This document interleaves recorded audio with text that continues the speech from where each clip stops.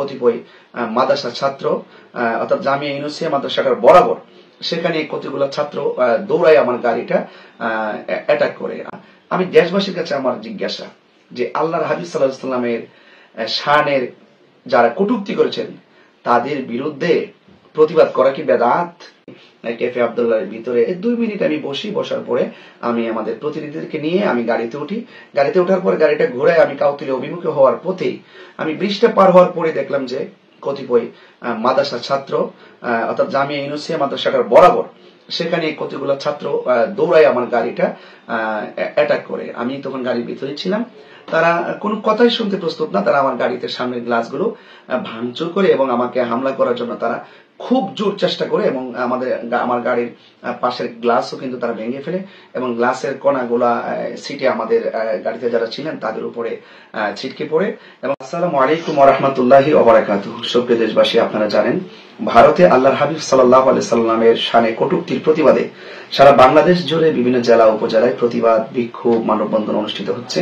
এরই ধারাবাহিকতায় আজ 30শে সেপ্টেম্বর বিকাল 5টায় ব্রাহ্মণবাড়িয়া প্রেস ক্লাবে আমাদের একটি মানববন্ধনের আয়োজন করা হয়। উক্ত মানববন্ধনটিকে সফল এবং সুন্দর করার জন্য আমরা প্রশাসনের কাছে আমরা সহযোগিতা কামনা করি এবং প্রশাসন আমাদেরকে বলেছেন যে উক্ত প্রোগ্রামটি বাস্তবায়নের ক্ষেত্রে সিকিউরিটি থ্রেট রয়েছে।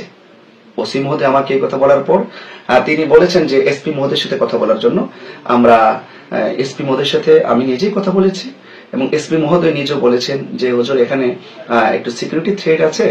বিভিন্ন ফেসবুকে বিভিন্ন উগ্রবাদীরা বিভিন্ন ধরনের লেখালেখি করতেছে। আমার মনে হয় আপনি একটু ডিসি মহোদয়ের কাছে আলোচনা করে যদি একটু সিদ্ধান্ত নিতে পারেন তাহলে আমরা আপনাদেরকে পর্যাপ্ত নিরাপত্তার ব্যবস্থা করব।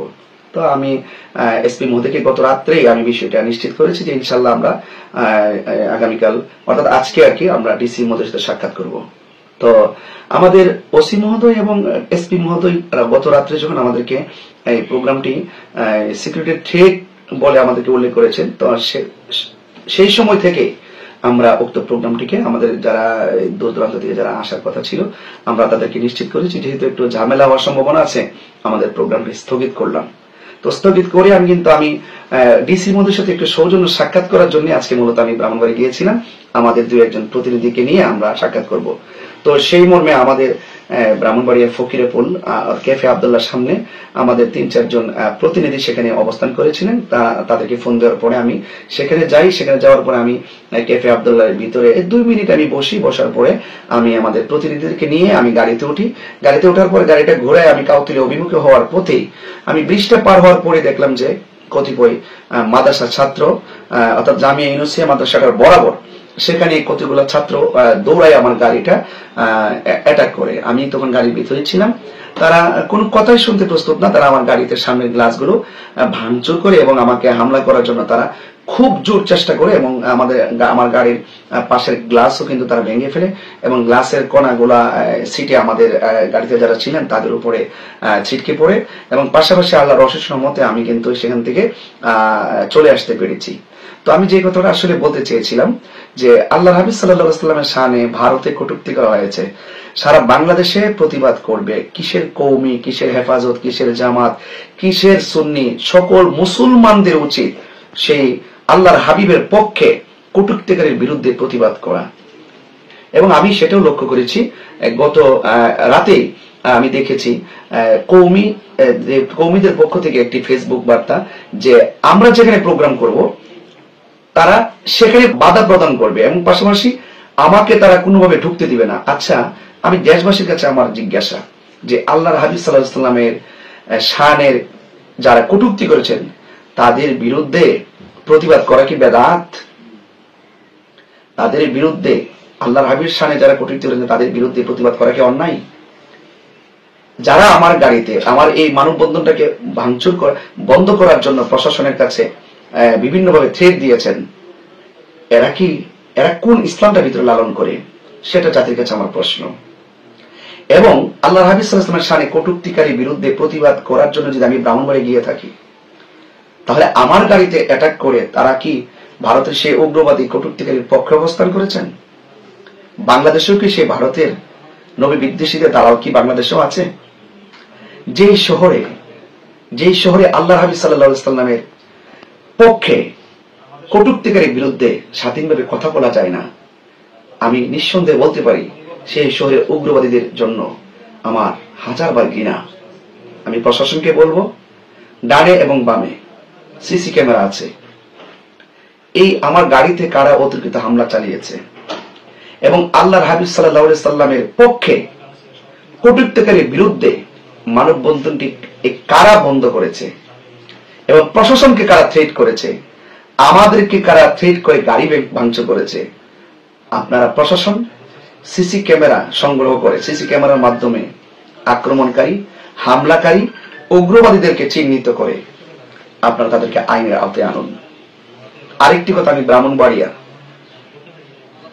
হেফাজত কওমি এবং বিভিন্ন ঘরানার আলেমদের উদ্দেশ্যে আমি বলছি, আপনারা জানেন যে আমি ব্রাহ্মণবাড়িয়ার সদরেরই সন্তান। আমি কিন্তু কখনো আপনাদের ব্রাহ্মণবাড়িয়ার কোনো আলেমদেরকে নিয়ে তাদের গাড়ি ভাঙচুর করা, তাদের বিরুদ্ধে কথা বলা, হ্যাঁ আপনাদের সাথে আমাদের আকীদার দ্বন্দ্ব আছে, সেটা থাকবে, কিন্তু এখন যে প্রেক্ষাপট, এই প্রেক্ষাপট অনুযায়ী যদি আপনারা আমাদের এই সমস্ত প্রোগ্রামগুলো বানচাল করেন, তাহলে আপনারা কি ইসলামটা লালন করেন? আপনারা কোন নবীর আদর্শ লালন করেন আমাকে একটু বলেন। আপনারা জুলুসকে বলেন বেদাত। আজকে কি আমি জুলুস করতে গিয়েছিলাম?